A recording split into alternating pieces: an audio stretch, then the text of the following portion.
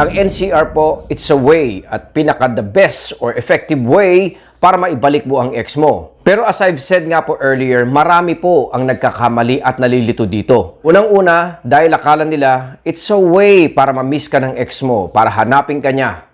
Pero sa totoo lang, hindi po ito dapat nakafocus sa ex natin or even sa breakup. Ito po ay dapat nakatuon at nakatutok sa pangsarili natin mga utol. Ang campaign mo dapat dito is self-care, importance, at self-respect. Dahil ito po ay isang strategic way para ma-detox ka muna ng pinakamabilis. Dahil sa isang breakup ika nga, ang daming pagkakamali dyan, ang daming negative thoughts na susulpot, at ang NCR ay paraan para maiwas ka dito, para gumaling ka kagad, at technically hindi po niya ma-witness. Kasi pagka ito po ay ginawa natin, which probably most of us ay talagang gagawin ito dahil nga po tayo ay matatakot. Dahil nga po mahal natin yung ex natin, tayo po ay masasaktan. Prone tayo sa napakaraming pagkakamali nito mga utol. At dyan lumalayo ng tuluyan ang mga exes natin. Dyan sila na-off, sa ganito po sila na-turn off. At sa ganito din po nila na-justify or nasisimentuhan yung breakup.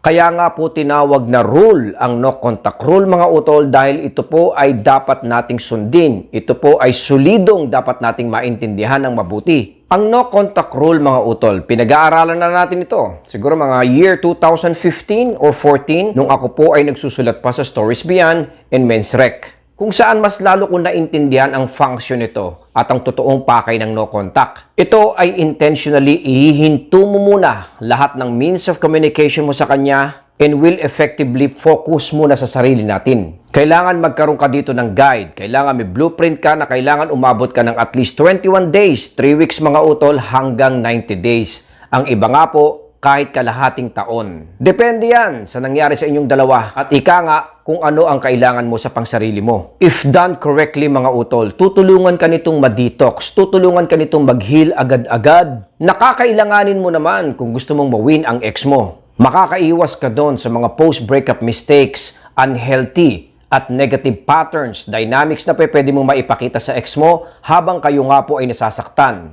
It will make you more mysterious, attractive, at matured capable kung halimbawang hindi niya makikita mga utol kung ano ang nagaganap sa'yo.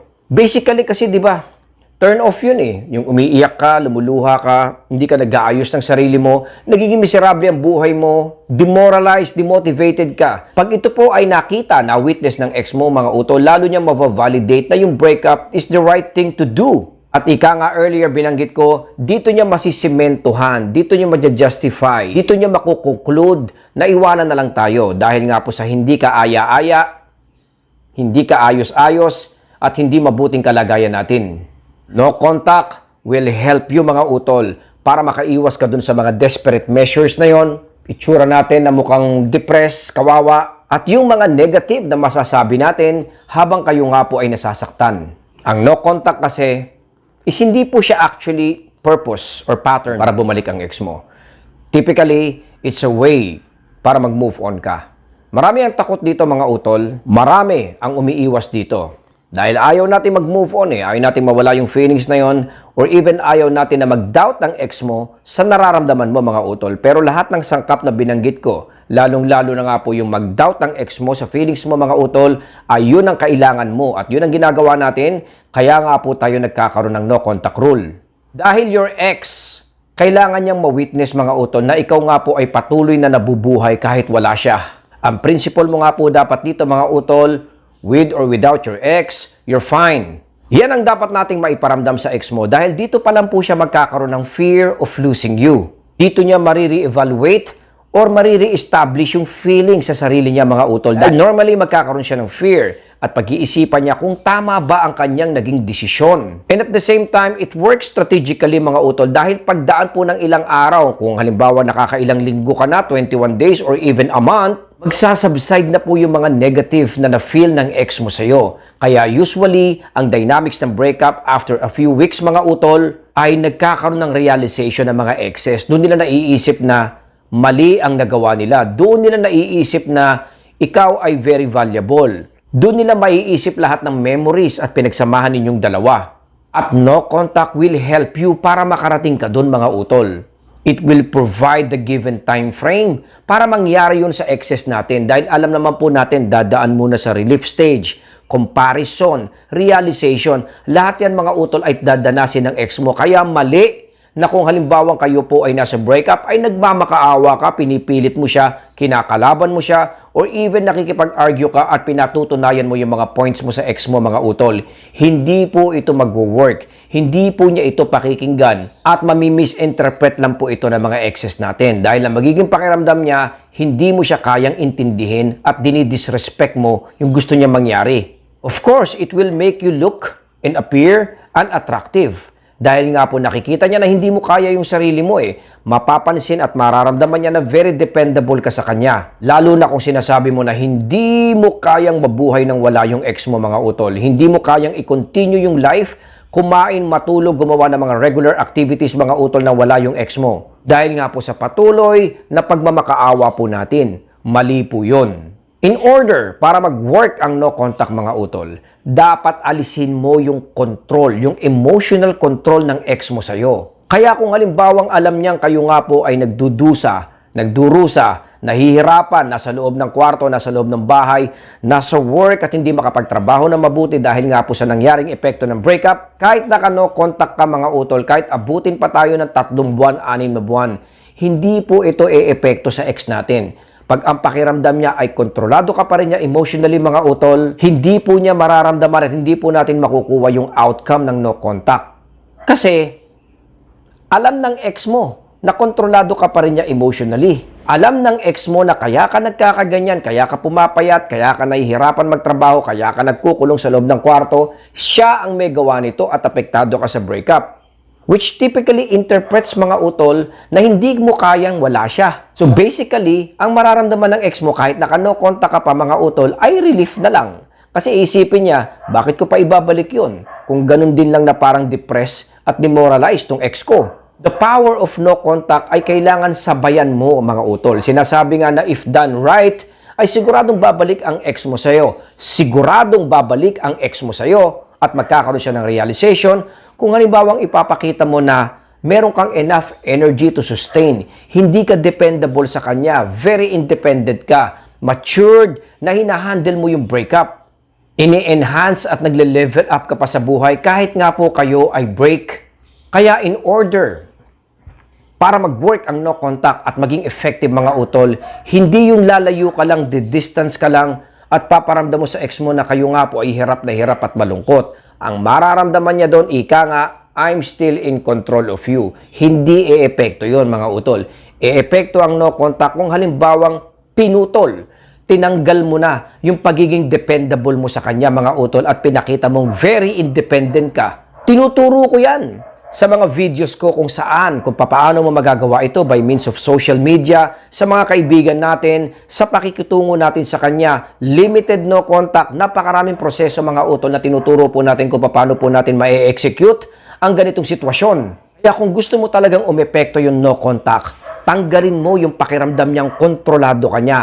Tanggalin mo yung pakiramdam na nandiyan ka sa safety net or safety blanket mga utol na tinatawag nga po natin sa relationship na pocketing, na parang alam niyang nandiyan ka lang sa bulsa. At ang no contact of course will work effectively kung halimbawang dumistance ka, nagawa mo to effectively mga utol dahil makokontrol niya yung mga damage, yung mga negative pa na pwedeng mangyari. Of course, breakup, nagkaroon ng problema yan Basically, nasira So, ang no contact mga utol ay tutulungan kang lumayo, umiwas muna doon sa maaari pang mangyaring damage nga po sa chances na kayo ay magkaayos. Ipaparamdam nito sa ex mo yung mga consequence, yung life without you. At alam naman po natin na love is like a drug. Kahit papaano mga utol, nasanay pa rin at hinahanap-hanap ka pa rin ng ex mo. Dumating pa rin sa punto kung saan kinailangan ka niya. So, hindi pwedeng hindi marikindle ito mga utol kung halimbawang kayo nga po ay distance. Dahil ito po ay very attractive traits mga kapatid. At kung wala na nga po kayong pinapakita at pinaparamdam na mali sa ex mo, naturally babalik na po sa dati yon dahil positive things always remains. Hindi po ito nawawala. It will allow your ex at magbibigay nga po ng panahon para makahinga muna ang ex mo mga utol. Room to breathe.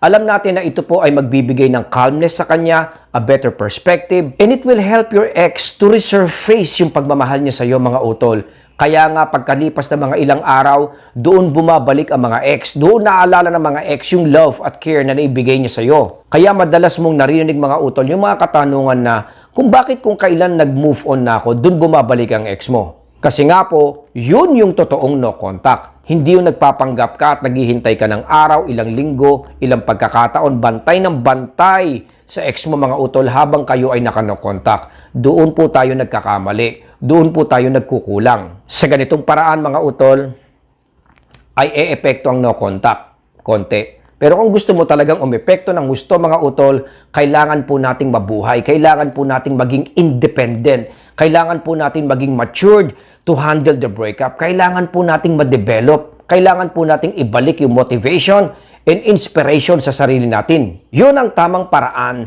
para umepekto ang no contact. Hindi yung, Coach, sana ma-miss niya ako. Coach, ano na kaya ang iniisip niya ngayon? Na nakafocus ka pa rin sa ex mo mga utol. Tatalab ang no contact kung sarili natin ang babantayan natin. Look at the mirror mga utol. Gumawa ka ng mga paraan para ma-develop ka, mag-level up ka. Maiparamdam mo basically sa ex mo na kayo nga po ay independent na at hindi na nga po umaasa sa kanya in terms of happiness, support, relationship, or even more.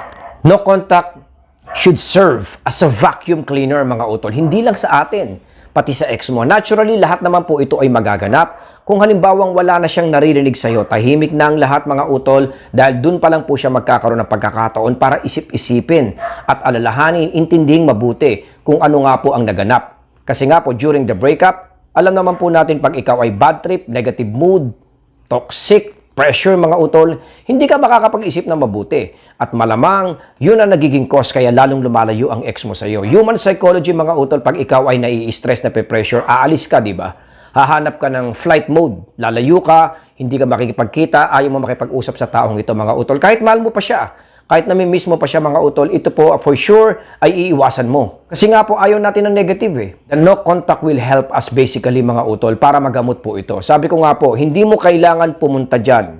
Paliwanag sa ex mo, one by one mga utol, sa 50, 100 na pagkakamali na binabato niya sa iyo mga utol, hindi mo ito masosolve. Kung sakaling masolve mo man ang isa, paano yung 49 na problems pa? Masolve mo man yung 5, paano yung 45 problema binabato niya sa iyo?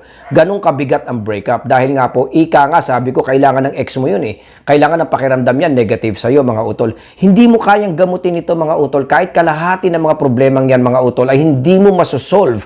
Masolve mo man yung konti, hindi pa rin enough ito para bumalik ang ex mo sa iyo. Ang kailangan mo, ibigay yung no contact sa kanya. Ibigay mo sa kanya yung breakup, mag-move on ka, maging independent ka. Dahil naturally, gagaling yung 100 problems na yon o yung 50 problems na yon pagka kayo po ay lumakas. Naturally mga utol, it will self-heal. Kaya hindi mo kailangan magpaliwanag dahil the more na ginagawa mo ito mga utol, lalo lang nasisira yung chances nyo magkabalikan. Distance will help you to self-heal at gumaling nga po yung mga problemang yon. By the time na kayo po ay nagkaayos, makikita mo, ayaw ng pag-usapan ng ex mo yun. Hindi na siya apektado doon. Mararamdaman mo na more motivated na ang ex mo na pakinggan ka. Kasi nga po, ginamit mo yung no contact rule sa tamang paraan. Ganyan po ang sekreto ng no contact. I hope na nakatulong po tayo today mga utol. Bantayan po natin at syempre po alagaan po natin ang ating pamilya. Maraming salamat po sa inyong lahat. God bless po, Papong TV.